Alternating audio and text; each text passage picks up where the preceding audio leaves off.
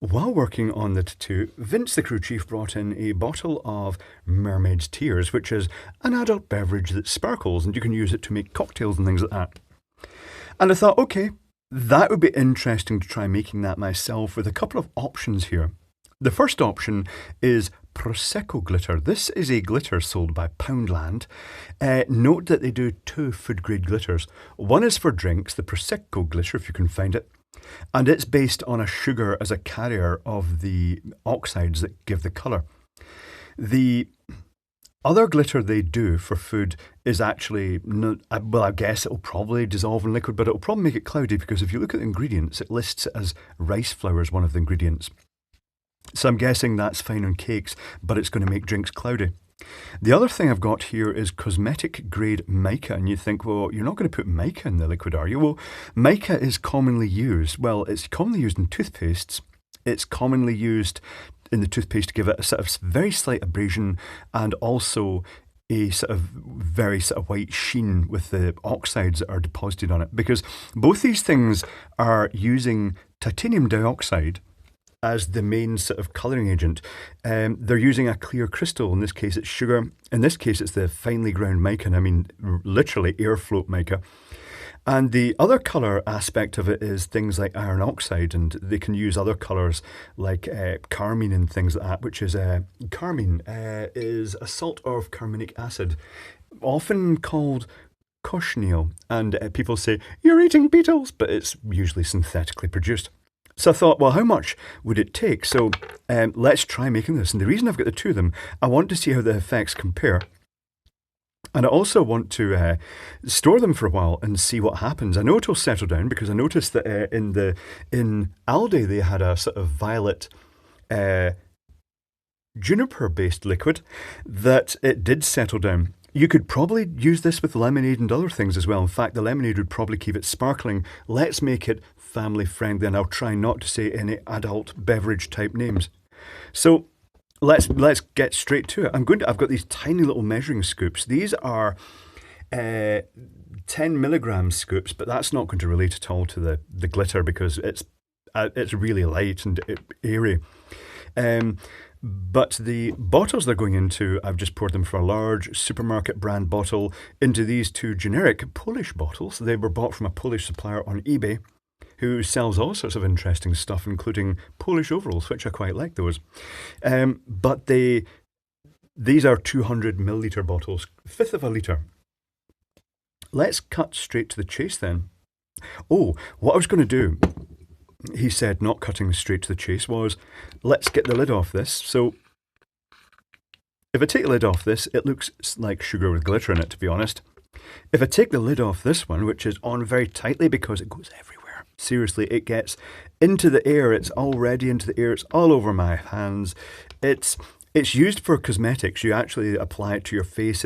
It says suitable for cosmetic and lips, things like that, but it did come from a Chinese seller, so take from that what you will. This one came from a seller called Colorperk, Colorperk.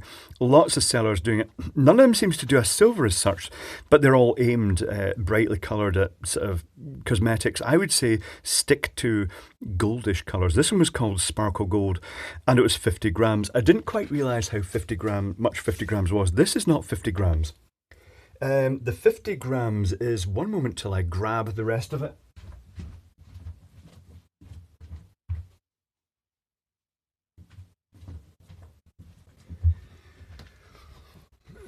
The rest of the 50 grams is this. It's tons. It's a huge quantity of mica glitter and so ultra fine.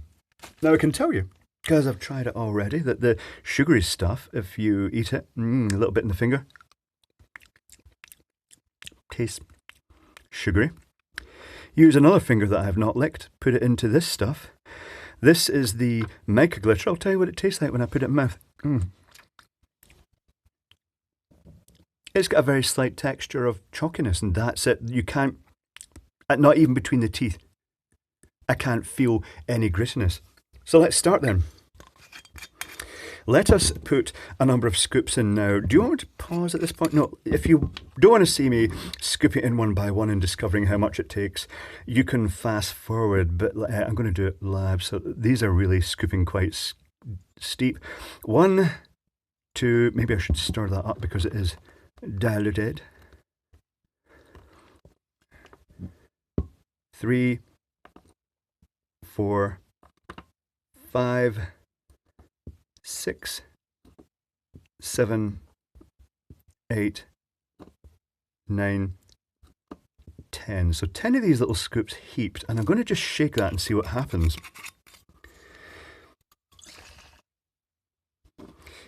It's giving the glittery shimmery effect. It's quite a decent shimmery effect. You're maybe not going to see that in the camera. I shall zoom in on it afterwards, but I'm going to double the quantity because what we're really wanting here is a good look. So is that the scoop I used, or was this another scoop? I can't remember now. I'm mixing up my scoops. That's the one that's got glitter all over it. So I'll put another 10 of these little tiny scoops in. It's a really small quantity needed.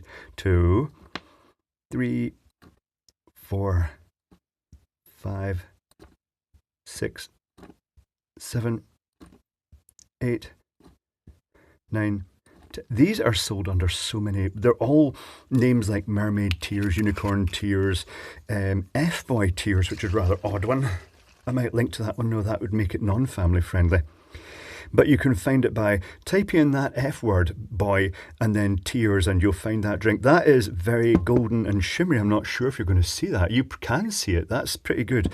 But I'll probably add more. Right now, I want to actually try with mica and see what happens and compare the two of them. So, this mica is very fluffy. It's floating on top of the liquid. It's not sinking. 3, 4, 5. I'm already thinking that I should not use 10, but I'm going to use 10 anyway because if it's worth doing with excess. As that horrendous, scary, but fantastic Disney attraction said. The one that was completely non-Disney, but Disney. Oh, that is sinking down. What are we getting? We're getting a very, very strong glitter in that effect. Oh, that is very shimmery. I think that's enough of the mica, but I'm going to add more. I'm going to add about the same again. So how much did I add? Was it 2 sets of 10 for that, was it? I put into that one. I can't remember. I shall watch the video afterwards and see. But really, this stuff is well diluted down. It's designed to be put in 1, 2, 3, 4, 5, 6, 7, 8. I'm aiming to get something similar to the 10 scoops of the mica, the cosmetic mica. How are we doing? Let's compare them. Oh, it's no comparison to the cosmetic mica. The cosmetic mica is super ultra shimmery. Okay. I'm going to add a bit more. It's getting there, but I think it's going to be about 4 times as much of the edible glitter. It's so dilute. But they do suggest literally adding about the tip of a teaspoon or something like that. 4, 5, 6, 7, 8. One of the points of this test is that after I've done this, I'm going to put it in the cupboard and store it for a while. And it will settle out. This stuff, the glitter will settle out to the bottom of the bottle. That's getting very close to the same level of the glitter. I think the particles are much finer in this one, but I'm going to add another 10 and then I'll add it up afterwards because I've totally lost count now. You're all shouting, I can hear you. You're telling me how many I added already. 3, 4, 5, 6, 7, 8, 9, 10. The answer to this might be, it's only £1 for a jar of this. Just get the whole jar and bang it in. Go for uber glitter.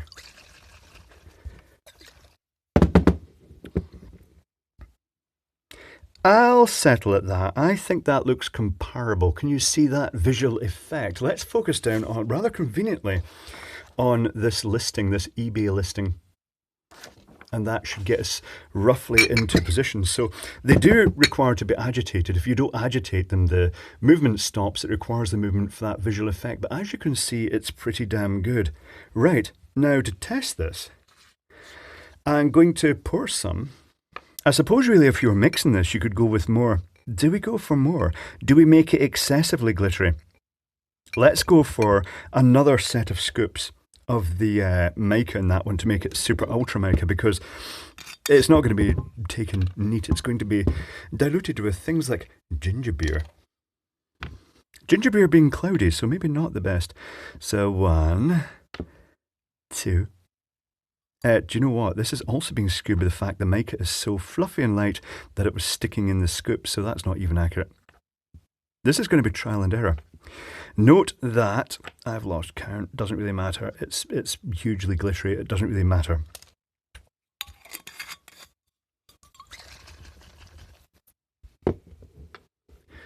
Oh, that is very, very glittery now. Okay. Now, so I'm going to store these. I'm going to see how they hold up with their glitteriness. If the fact that this was on a sugar carrier makes it more likely to lose its glitter and sheen over time than the stuff that was just on the just bare mica. And I'm going to try this now. I'm going to pour a little glass of beverage, and we can see how well it glitters. I don't think it'll glitter too well in ginger beer, which is what I was planning on using because I don't really have many other drinks. So I'm just going to get that now. Okay, I'm not sure if you're going to see the effect here because it is the worst possible drink. You know, I could have just put it into water, couldn't I? And then that would have actually made it more visible. But you may see the glitter. You may see the glittering effect here. I can certainly see the glittering effect. It's very sparkly indeed. So, and the taste, it doesn't really affect the texture of the drink. It just tastes like it normally tastes. It doesn't have any texture at all. Worth mentioning that the ginger beer's just got right up my nose, as it usually does. Worth mentioning that the glitter on both of these does settle out. It does form a sort of deposit at the bottom, so it needs shaking up. And I did notice that happens in the supermarket bottles as well, the sort of cocktail-y type mixer drinks. They settle out and they need to be shaken to actually get that effect going. But it works. So I think the winner here is the pure mica. I don't think there's any major risk to eating the mica. My hands are covered in glitter now. But the colours they use, I wouldn't recommend anything other than gold, to be honest, because it's very hard finding the silver. I guess it's because it's aimed at the cosmetic industry. Maybe they do what they call white pearl and things like that, but they never seem to do an actual silver unless it goes for super sparkly stuff. And I think the sparklier it gets, the denser and the more likely it is you're going to actually feel it in your mouth, and you don't really want that. You want this ultra fine powder. It's worth mentioning that while faffing around with this, I got it airborne. It doesn't matter, just opening this will get it airborne. It's so light. And if you've got downlights, the sort of halogen or LED downlights, it makes the air sparkle. This isn't great for breathing it in, is it? But it looks a great visual effect. But there we go. That's how you can make your own rainbow unicorn tears, mermaid tears. Yeah, those types of drinks. You can just make them yourself with either food grade glitter from dollar stores or bakery shops, or online, I guess, or the cosmetic mica glitters, which are just the bare glitter on its own. So I'm going to put these in storage. I'm going to put them in the cupboard. Feel free every so often just to mention, if you see this video months from now, just remind me and I'll go and check and see, you know, what sort of state they're in. I'll give them a shake up and update it every so often. So there we go. Shimmery, iridescent, glittery liquids.